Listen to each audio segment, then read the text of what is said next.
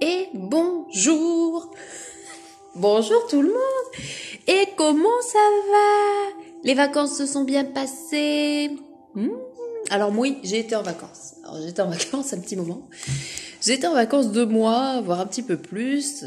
Quand on change de vie, hein, quand on change de métier, quand on fait des changements dans sa vie, il arrive un moment, quand on passe d'une étape à l'autre, on est obligé de réajuster certaines choses. Donc du coup, j'ai pas été très présente, j'ai pas fait de vidéo, j'ai rien fait, je n'ai rien fait, c'est clair.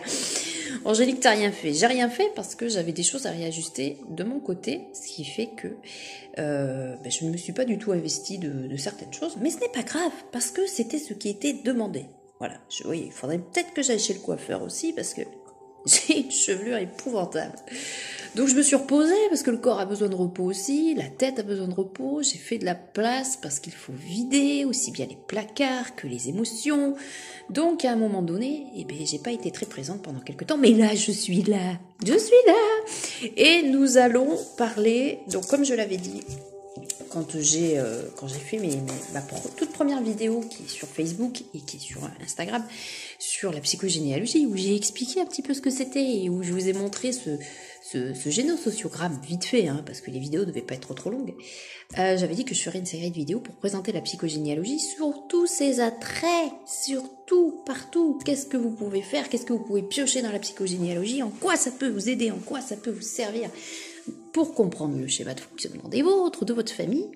Et donc du coup, aujourd'hui, je vais vous parler dans cet instant plume, parce que j'ai appelé ça comme ça, petit café, un temps de pause pour être posé là en conscience, pour parler de ce que l'on appelle les transmissions invisibles et les transmissions visibles. Qu'est-ce donc que ces transmissions invisibles? Alors les transmissions invisibles, en psychogénéalogie, c'est un petit peu, si vous voulez, ce fil d'Ariane là qui vous relie à votre famille, à vos ancêtres. C'est cette patate. Alors, vous allez l'entendre beaucoup, ce terme patate chaude, dans toutes les vidéos que vous pouvez voir sur la psychogénéalogie, où la plupart, ils ont toujours cet exemple-là de la patate chaude qu'on se refile de copain en copain, enfin de descendant en descendant. C'est un petit peu la problématique ou un petit peu la petite chose à travailler que l'être incarné doit bosser pour un petit peu nettoyer sa lignée familiale. Alors c'est une loyauté qui est inconsciente. Elle devient limitante à un moment donné. Elle devient limitante dans l'arbre. Elle devient un petit peu cette espèce de sève un peu empoisonnée, vous voyez, de l'arbre, qui à un moment donné va faire qu'il y a une partie de l'arbre qui va être pas mal, et puis l'autre partie de l'arbre qui va être un peu malade. On peut le schématiser un petit peu comme ça, et ça empêche, si vous voulez, l'énergie de circuler complètement dans la lignée familiale, et ça fait à un moment donné, des points noirs sur l'arbre, et des secrets qui apparaissent, des choses cachées, des événements, des fausses couches qui apparaissent là, on ne sait pas pourquoi, des choses comme ça, et ça va limiter les choses dans la lignée familiale. Et la personne qui va à un moment donné se poser en conscience et se dire ah mais pourquoi, imaginons, et on va prendre un exemple pour que ce soit plus clair pour tout le monde. On va prendre une personne qui, par exemple, a un enfant et qui en veut un deuxième, mais qui n'y arrive pas. Ah, zut. Ah ben dis donc, le premier ça a marché, mais le deuxième ça marche pas. Alors on va prendre l'exemple, cette personne, elle va faire tous les examens possibles, le gynécologue va lui dire mais vous avez réussi à enfanter pour le premier, pourquoi vous n'y arriverez pas pour le deuxième? Donc ils vont lui faire tout un tas d'examens et puis non, ça marche pas. On se rend compte que c'est pas possible. Alors là, la dépression se met là, on se pose tout un tas de questions, ça marche pas.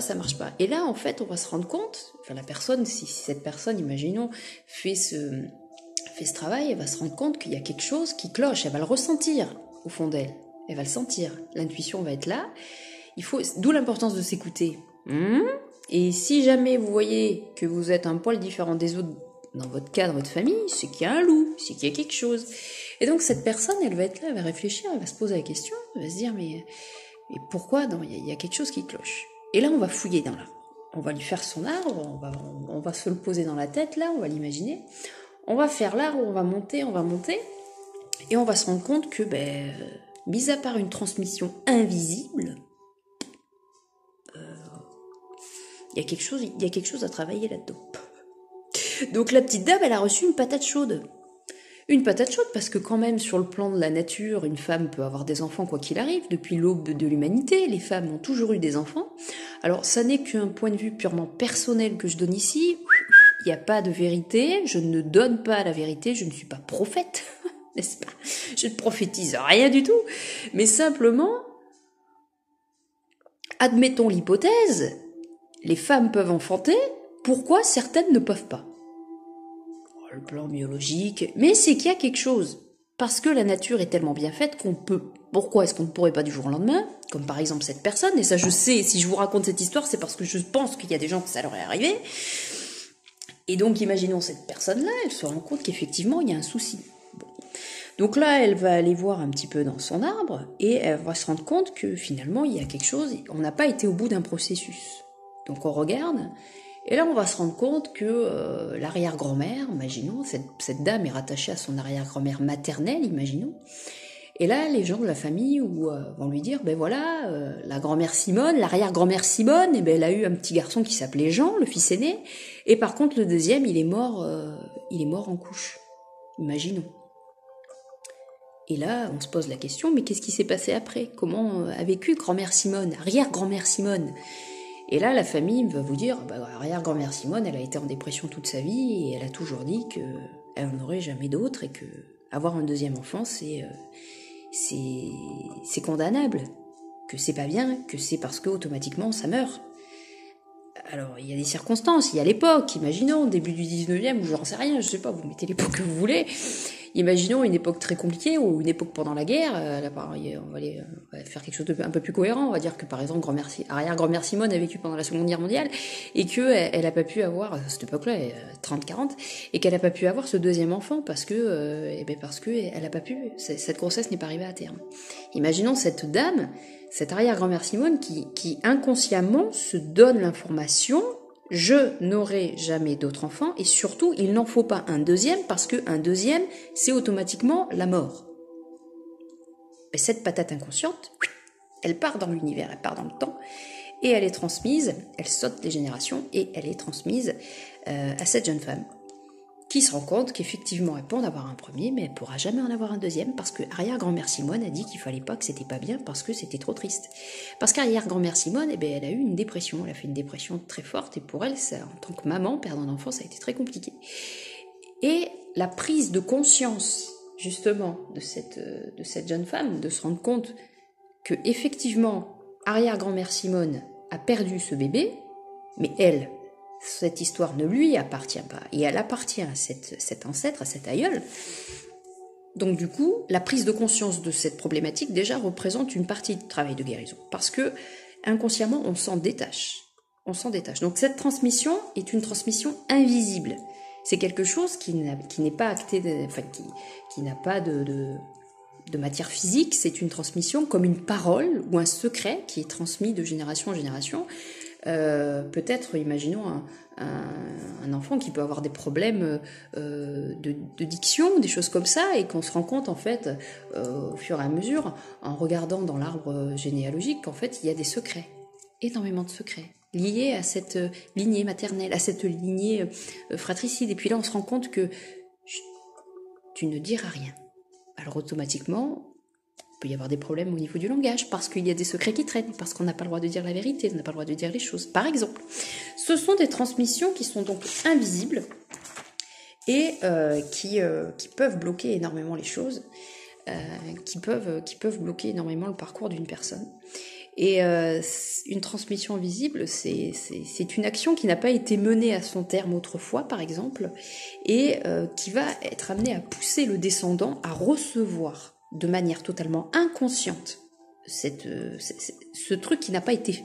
Voilà, le taf n'a pas été fait par les autres, c'est à toi de le faire. Donc, cette transmission inconsciente, il va falloir que la personne qui se rend compte, qui prend conscience qu'il y a quelque chose à travailler, mais finalement, si cette personne, elle prend conscience qu'il y a quelque chose à travailler, c'est que déjà, elle se l'approprie ce truc-là, puis en plus, c'est qu'elle est capable de le guérir, c'est qu'elle est capable de le nettoyer, c'est qu'elle est capable de le transmuter. Ça peut être des projets qui n'ont pas été réalisés par le passé, par exemple. Qui vont se matérialiser au travers du parcours de la personne. Imaginons, je vais vous donner un exemple, par exemple, on ne peut pas être dans une lignée, on ne peut pas être patron, parce que c'est pas possible, parce que chez nous on n'a jamais été patron, on a toujours été ouvrier. Et là il y en a un dans la lignée qui va dire moi je veux être patron. Alors ça va être compliqué parce qu'il va falloir nettoyer toutes les mémoires inconscientes de tout le monde qui se sont dit, qui se sont perpétuées de génération en génération. Il ne faut pas être patron parce qu'être patron c'est avoir trop de responsabilités, c'est gérer trop d'argent, c'est la faillite obligatoirement. Donc non, ouvrier c'est bien, au moins t'es payé tous les mois, t'es pas emmerdé et puis c'est pas plus mal. Donc, le problème c'est que ça, il y en a ça va pas leur plaire, comme ceux qui sont, imaginons, agriculteurs de père en fils. Alors il y a cet adage extraordinaire, n'est-ce pas, qui dit que le premier crée, c'est ça, le premier crée, le deuxième il prospère et le troisième il détruit. Il n'y a pas quelque chose comme ça? Voilà, par exemple. On a affaire à des petites choses un petit peu comme ça. Alors par exemple, ce genre de choses, ce sont des transmissions qui sont un peu plus visibles dans la matière, puisque ce sont des choses qui sont réelles et concrètes et qu'on peut percevoir. Ma bougie s'est éteinte. Pourquoi pas? Et donc du coup, c'est cette personne qui par exemple est dans une famille d'agriculteurs et qui se dit ah non mais moi mon grand-père était agriculteur, mon père agriculteur, alors là moi je vais être agriculteur. Ouh là là, j'ai pas envie, on est en 2021, j'ai envie d'être ingénieur, de travailler dans la com, de travailler dans autre chose, être infographiste par exemple. Et là il y a ton père qui te dit depuis que t'es tout petit, hein, depuis que t'as 3-4 ans, tu vas aller faire du tracteur avec papa, tu vas aller... Sauf que cette personne-là, il n'a pas envie de ça. Et qu'est-ce qui se passe? C'est pour ça qu'il y a ce truc qui dit le premier est créé, le deuxième prospère et le troisième détruit, parce que très souvent, le troisième, il n'a pas forcément envie de ça. Mais il y a tellement de croyances limitantes et de choses qu'on lui a dit, surtout, tu dois respecter les anciens, tu dois respecter ce qui a été fait autrefois. Comme quand on vous dit... alors, je ne sais pas si c'est vraiment ça, mais c'est quelque chose qui me vient. Quand on vous dit il faut aller voter parce qu'il y a des personnes qui sont mortes pour ça. Alors ça va peut-être pas plaire ce que je vais dire, mais oui, il y a des personnes qui sont mortes pour aller voter, mais qu'est-ce que ces personnes qui sont décédées aujourd'hui et qui se sont battues pour le droit de vote de l'époque, que penseraient aujourd'hui du droit de vote d'aujourd'hui par rapport aux situations que l'on peut vivre dans la société? Est-ce que c'est aujourd'hui ce genre d'adage a du sens ? Par exemple, c'est comme la liberté, égalité, fraternité. Est-ce qu'aujourd'hui ça a du sens? Ça avait du sens pour l'époque, est-ce qu'aujourd'hui ça a du sens pour aujourd'hui? Et donc c'est pareil au niveau de l'emploi. S'il y a un boulanger sont boulangers de père en fils et que le fils ou la fille ne veut pas reprendre parce qu'ils n'ont pas envie de ça, et bien malheureusement c'est une façon de récupérer son individualité que de couper ce truc-là et de se dire, écoute, c'est très bien ce qu'ont fait les ancêtres, c'est super, ça leur allait à l'époque, parce qu'à l'époque ça avait du sens, aujourd'hui ça n'a plus de sens aussi bien pour moi que pour le reste. Et c'est surtout de pouvoir se positionner par rapport à la matérialité, par rapport à son environnement et son entourage. Donc s'il y a des choses qui conviennent pas, s'il y a des choses qu'on vous a mis dans la tête quand vous étiez petit, qu'aujourd'hui ça ne vous résonne plus, c'est qu'il y a des transmissions visibles et invisibles qui vous ont été données et qui malheureusement n'ont plus lieu d'être. J'ai souvenir d'une personne un jour qui m'a dit « Ah ben tu sais, moi je suis très discret. » Ah bon? Il me dit ouais, puis tu sais, je me sens pas à l'aise quand je suis en groupe, quand je suis, même en famille, hein, il me dit quand je suis à un mariage, tout ça, je suis toujours en retrait.